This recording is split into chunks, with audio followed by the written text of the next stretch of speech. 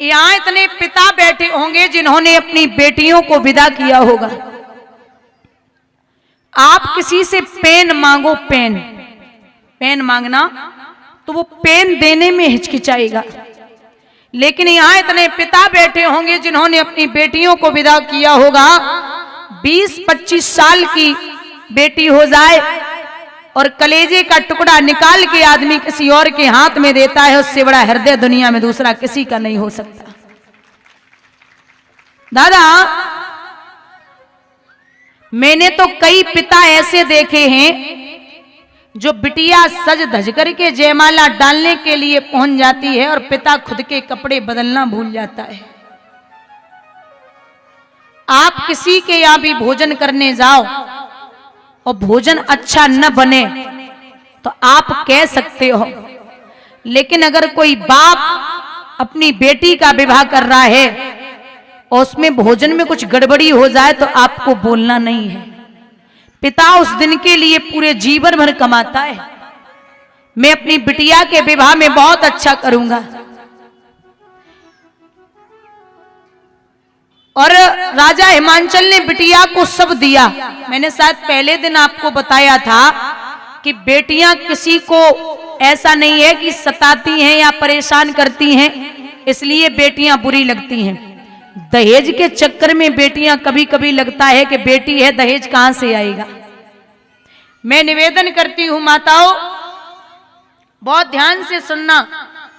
एक बाप के 3 बेटियां, बाप अपनी बड़ी बेटी की शादी कर रहा था तो दामाद बारोठी पर उठ गया, बोले हमें 4 व्हीलर चाहिए, 4 पहिए की गाड़ी। बाप ने जवाब दिया मेरी 20-25 हजार रुपए की नौकरी है, अगर मैं आपको दूंगा तो 2 बेटियां और हैं, उनको भी देनी पड़ेगी। लेकिन दामाद जिद कर गया, बोले अगर आपने गाड़ी नहीं दी तो मैं बारात वापस ले जाऊंगा। बाप ने अपनी पगड़ी सर से उतारी और दामाद के चरणों पर रख दी, एक बार निभा लो, जब हमारे पास पैसा आ जाएगा तो मैं जरूर गाड़ी दिलाऊंगा। लेकिन दामाद नहीं माना। बेचारे लाचार पिता ने यहां वहां से धन इकट्ठा किया, दामाद को गाड़ी दी।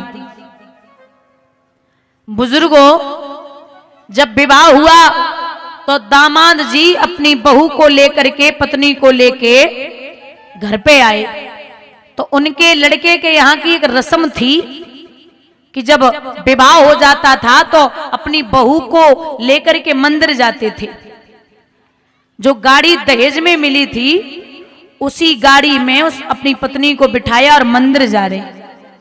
इतनी गाड़ी स्पीड में है, इतनी स्पीड में है, पत्नी बार बार रोक रही, महाराज धीरे चलिए, आपको इतनी चलानी नहीं आती, कल ही तो गाड़ी मिली है। अब दादा खुद के बाप को पैसा लगो होवे तब तो वे धीरे चले हैं, खुद के बाप को तो लगो ना। गाड़ी स्पीड में है, मंदिर के सामने एक भिखारी सड़क पार कर रहा था, पैर नहीं थे, विकलांग था, गरीब था, भीख मांग रहा था। जब तक साहब ने गाड़ी कंट्रोल की तब तक भिखारी के छूने से बची। साहब ने अपनी गलती ना मानी, जोरदार खिड़की खोली और जवाब दिया, क्यों रे, लंगड़ा तो है ही, अंधा भी हो गया, इतनी बड़ी गाड़ी तुझे दिखाई नहीं दी? अगर गाड़ी टूट जाती तो हरजाना कौन तेरा बाप देता? तू मर जाता तो तेरे रोने वाले नहीं थे। अगर गाड़ी टूट जाती तो क्या होता? भिखारी हाथ जोड़ रहा, साहब गलती हो गई, माफ कर दो। ऐसे कैसे माफ कर दूं? पत्नी ने 100 रुपए निकाले और भिखारी को दे दिए। अब तो साहब और आग बबूला, बोले तेरे जैसे लोगों ने ही भिखारियों के दिमाग खराब किए हैं, इसे पैसे देने की क्या जरूरत थी, चल पैसे वापस ले। पत्नी ने पति का चेहरा देखा और बोली, जुबान संभाल के बात करिए, ये तो रोड का भिखारी है, इसके पैर नहीं है तभी ये भीख मांग रहा है, और तुम्हारे तो पैरों सही सलामत है, घर से ठीक ठाक हो, तुम हमारे बाप से मंडप के नीचे बैठ के भीख में गाड़ी मांग रहे थे, तुम्हें शर्म नहीं आई? तुम हमारे बाप से भीख में गाड़ी मांग रहे थे, तुम्हें शर्म आनी चाहिए। चाहे वो रोड का भिखारी हो, चाहे वो मंदिर के अंदर खड़ा होने वाला भिखारी हो, चाहे वो मंदिर के बाहर खड़ा होने वाला भिखारी हो, चाहे वो मंडप के नीचे बैठने वाला भिखारी हो, भिखारी सभी क्वालिटी अलग अलग है। बोलिए गोविंद भगवान की। एक विद्वान ने लिखा है, ओ दहेज के ठेकेदारों तुम्हें अकल कब आएगी, ये दहेज की बीमारी भारत से किस दिन जाएगी, ये दहेज की बीमारी भारत से किस दिन जाएगी।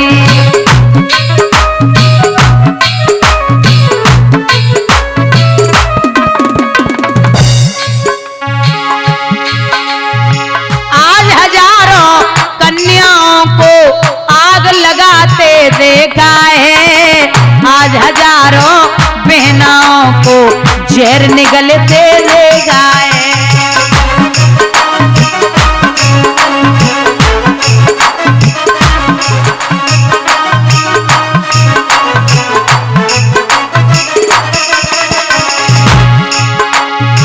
आज हजारों बहनाओं को ट्रेन से कटते देखा है, आज हजारों अबलाओं को फांसी लगाते देखा है।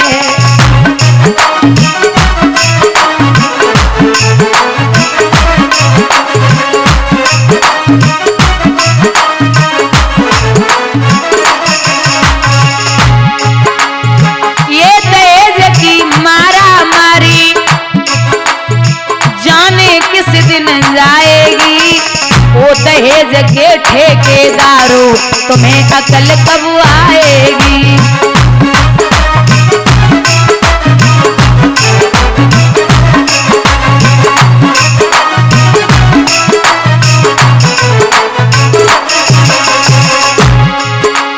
ओ दहेज के ठेकेदारों तुम्हें अकल कब आएगी, ये दहेज की बीमारी भारत से किस दिन जाएगी।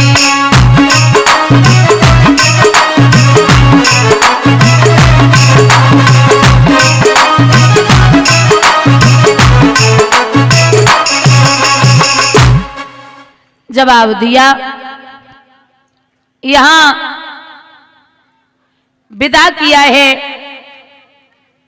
बिटिया को भगवान भोले बाबा। जब मैया को लेके आए तो कैलाश पर्वत पर पहुंचे, मैया ने जवाब दिया, आपने पिछला जन्म जैसे तैसे मैंने काटा, लेकिन अब मैं ये चाहती हूं कि आप महल बनवाओ। बुजुर्गों, सोने के महल बनवाए गए विश्वकर्मा के द्वारा। उन सोने के महलों का गृह प्रवेश करवाने के लिए आए विश्वशर्मा ब्राह्मण। विश्वशर्मा जो रावण के पिताजी हैं। रावण उस समय छोटा था, समझदार था बस, तो रावण उंगली पकड़ के साथ में आया, तो विश्वशर्मा ने पूजन कराया, गृह प्रवेश कराया। सोने के महल हैं, बड़े सुंदर हैं। अब जब सोने के महलों को रावण ने देखा तो अब दक्षिणा की बारी आई, तो पंडित जी से पूछा गया कि दक्षिणा में क्या चाहिए। रावण धीरे से पिताजी से बोला, पिताजी धोखा मत खा जाना। बोले क्यों? बोले पिताजी इससे अच्छा मौका नहीं मिलेगा, ये हैं भोले भंडारी, जो भी मांगो सब मिलेगा। आप एक काम करिए, ये सोने के महल हमें बहुत बढ़िया लगे, नहीं मांग लो। तो बोले ठीक है। उन सोने के महलों को रावण ने जब मांगा तो प्रभु ने उन सोने के महलों को रावण को दे दिया। उन्हीं महलों का नाम पड़ा है लंका। बोलिए गोविंद भगवान की। भगवान बोले हमारा तुम्हारा गुजारा कैलाश पर्वत पर ही होगा, इसलिए महलों की इच्छा ना करो। ठीक है। इस प्रकार से अपना जीवन यापन करने लगे। श्री सूत जी वर्णन करते हैं, शौनकादिक ऋषियों, बड़ा पावन प्रसंग उठता है, सृष्टि का निर्माण कैसे हुआ। सृष्टि का निर्माण कैसे हुआ। हम और आप किसकी संतानें हैं? भगवान विष्णु की नाभि से कमल, कमल से ब्रह्मा, ब्रह्मा की 2 संतानें पैदा हुई हैं, मनु और शत्रुपा। मनु और शत्रुपा की 5 संतानें पैदा हुई, 3 बेटियां और 2 बेटे। 3 बेटियां हैं आकुति, देवहूति और प्रसूति, और 2 बेटे हैं उत्तानपाद और प्रियव्रत। बहुत ध्यान देना दादा, उत्तानपाद हम उसे कहते हैं जिसका उत्तम पद, जिसका उत्तम पद समाज में होता है, वही उत्तानपाद होता है। ये अयोध्या नगरी के राजा हैं। हम अयोध्या उसे कहते हैं जिस राज्य को कभी भी किसी भी राज्य ने युद्ध में न जीत पाया हो, उस नगरी का नाम है अयोध्या। पत्नी है जिसका नाम है सुनीति। हम सुनीति उसे कहते हैं जिसकी सुंदर नीति हो और जो घर परिवार में नीति चाहती हो। जो एक बेटी है इनकी मनु महाराज की देवहूति, जो कर्दम ऋषि के लिए ब्याही गई थी। इनके 9 बेटियां हुई और 10वें पुत्र हुए जिनका नाम था कपिल भगवान, जिन्होंने अपनी मैया को मन, चित्त और अहंकार के बारे में समझाया था। लोग कहते हैं कि ये मन विचलित रहता है। आपको अगर मन को वश में करना है तो मन को सत्संग में लगाइए और इंद्रियों को वश में कीजिए। इंद्रियां अगर बस में होंगी तो मन अपने आप बस में आ जाएगा। कहते हैं ये जो मन होता है ना, ये गधे के समान होता है। इसने अगर एक बार समझ लिया कि मुझे अच्छी चीजों में बांध दिया गया, जैसे सत्संग में इसको बांध दो तो ये फिर उसी में बंधा रहेगा, उसी में लगा रहेगा। और अगर उल्टे कामों में एक बार लग गया धोखे से तो फिर आसानी से ये छोड़ने वाला नहीं है। जैसे पहले के जो धोबी हुआ करते थे वो गधा रखा करते थे। एक धोबी गधा लेकर के कपड़े धुलने गए तो कपड़े सुखा के गधे पे रखते थे। तो धोबी जब कपड़े धुलने लगे तो गधा खेती बंजर करने लगा। गधे को पैर में बांधा जाता है। कहां? पैर में। तो रस्सी लेके नहीं आए थे, गधा खेती बंजर करने लगा। अब विचार कियो धोबी ने कि गधा पकड़े तो कपड़ा न धुल पाए और कपड़ा धुले तो गधा भाग जाए, तो क्या करे? बैठ के रोने लगे। उधर से एक संत आ रहे थे। मैंने पहले भी बताया कि संत जो असली होता है उसके पास हर एक चीज का समाधान होता है। तो संत जी पूछने लगे क्या बात हो गई? जवाब दिया, अब महाराज अगर गधा पकड़े तो कपड़ा न धुल पाए और कपड़ा धुले तो गधा भाग जाए, क्या करें? धीरे से कान में एक बात कही और चले गए। तो धोबी ने जिस पेड़ से रोज गधे को बांधता था उसी पेड़ से और गधे के पैर तक 7 बार हाथ घुमाया सीधा। अब गधा तो गधा, बाय लग रहे हो जो बांध रहे हमें रोज की तरह, है ना? तो खड़ा हो गया। खड़ा रहा। धोबी ने कपड़े धुले, सुखाए, अब गधा पे रखे और बाय खूब मार रहे हो लेकिन गधा चले ना रहो। अब परेशान महाराज अच्छी अकल बताए गए, चलियो ना रहो। संत जी लौट के आ रहे थे, बोले क्या हो गया? महाराज आप अच्छी अकल बता गई, ये गधा चल ही नहीं रहा, इसको पता नहीं क्या हो गया।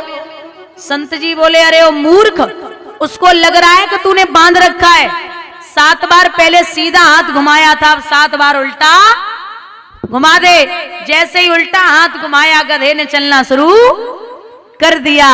ऐसे ही मन होता है, अगर अच्छे कामों के लिए बांध दोगे तो ये बना रहेगा और बुरे में एक बार लग गया तो फिर ये संभलने वाला नहीं है। बोलिए गोविंद भगवान की। यहां मैया को मन, चित्त और अहंकार के बारे में समझाया।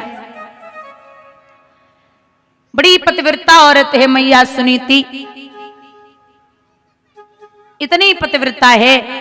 यहां इतने पिता बैठे होंगे जिन्होंने अपनी बेटियों को विदा किया होगा। आप किसी से पेन मांगो, पेन मांगना तो वो पेन देने में हिचकिचाएगा, लेकिन यहां इतने पिता बैठे होंगे जिन्होंने अपनी बेटियों को विदा किया होगा। 20-25 साल की बेटी हो जाए और कलेजे का टुकड़ा निकाल के आदमी किसी और के हाथ में देता है, उससे बड़ा हृदय दुनिया में दूसरा किसी का नहीं हो सकता। दादा, मैंने तो कई पिता ऐसे देखे हैं जो बिटिया सज धज करके जयमाला डालने के लिए पहुंच जाती है और पिता खुद के कपड़े बदलना भूल जाता है।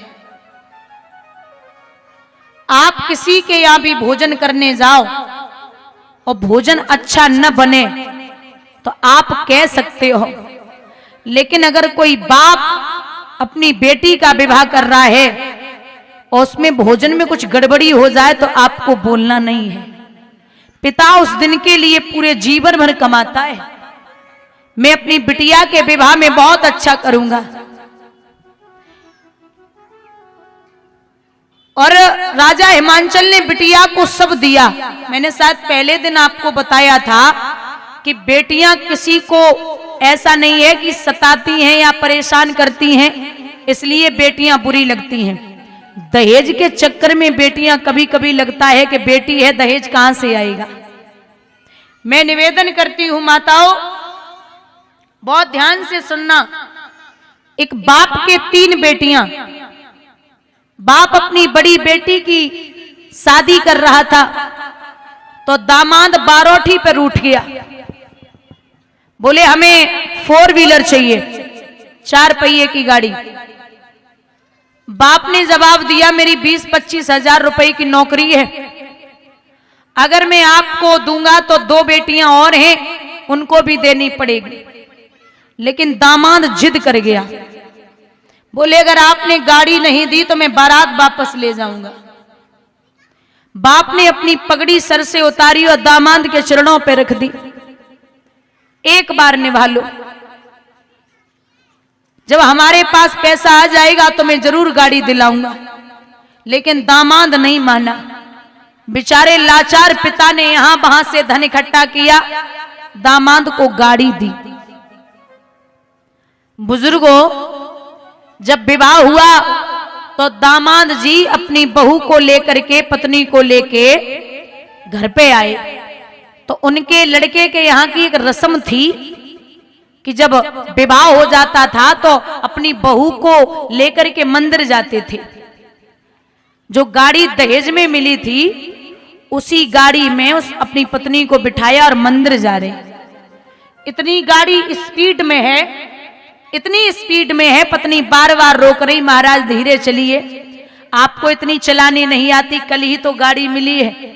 अब दादा खुद के बाप को पैसा लगो होवे तब तो वे धीरे चले हैं, खुद के बाप को तो लगो ना।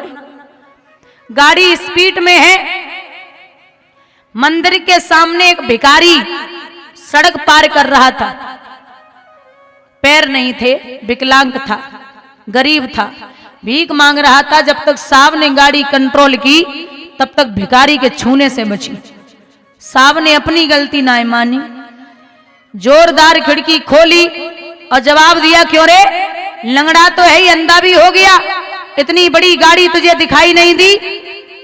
अगर गाड़ी टूट जाती तो हरजाना कौन तेरा बाप देता? तू मर जाता तो तेरे रोने वाले नहीं थे। अगर गाड़ी टूट जाती तो क्या होता?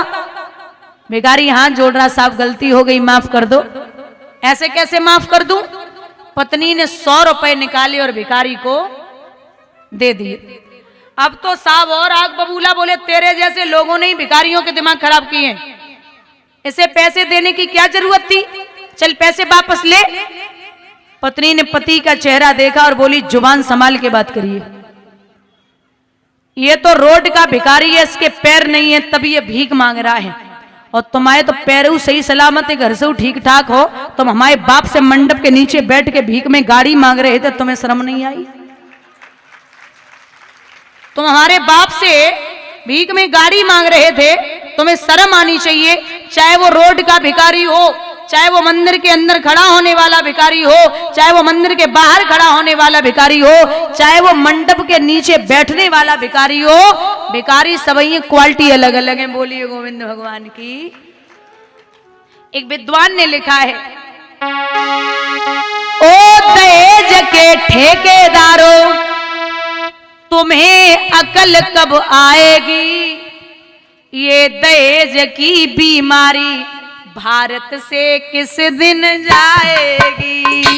ये दहेज की बीमारी भारत से किस दिन जाएगी?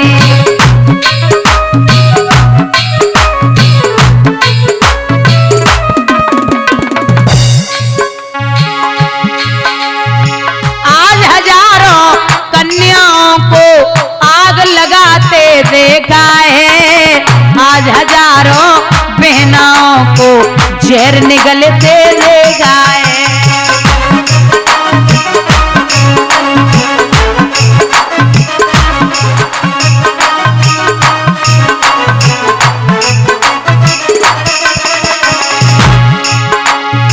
आज हजारों बहनाओं को ट्रेन से कटते देखा है, आज हजारों अबलाओं को फांसी लगाते देखा है।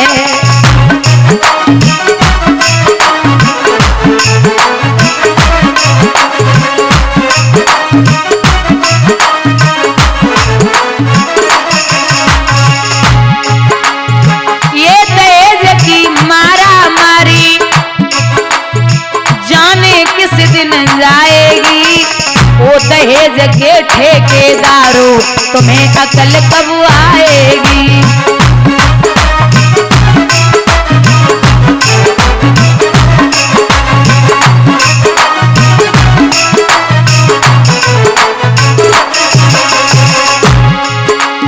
ओ दहेज के ठेकेदारों, तुम्हें अकल कब आएगी? ये दहेज की बीमारी भारत से किस दिन जाएगी?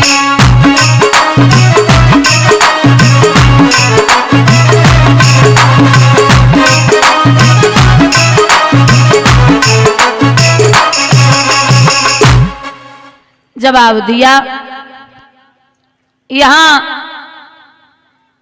विदा किया है बिटिया को भगवान भोले बाबा। जब मैया को लेके आए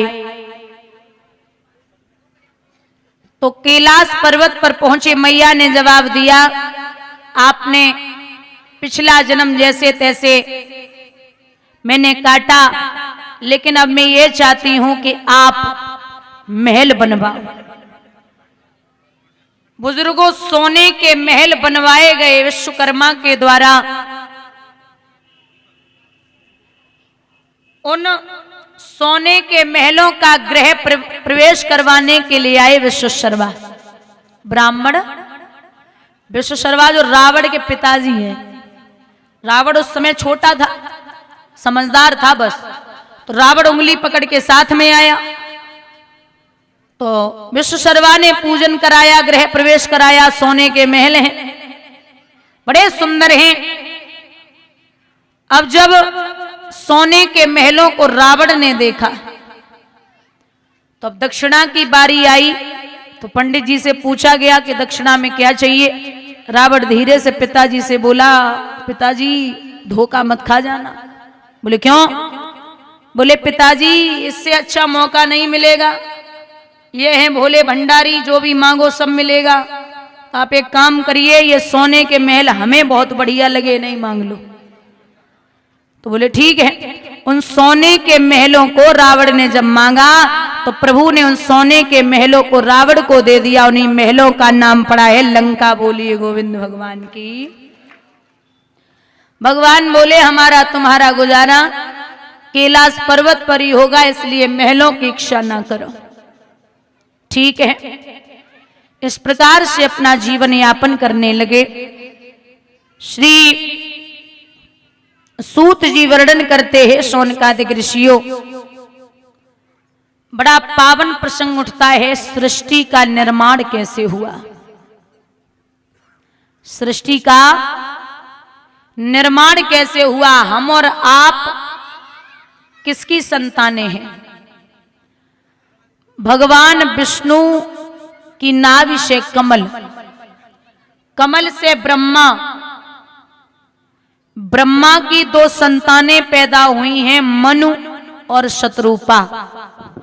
मनु और शत्रुपा की 5 संतानें पैदा हुई, 3 बेटियां और 2 बेटे।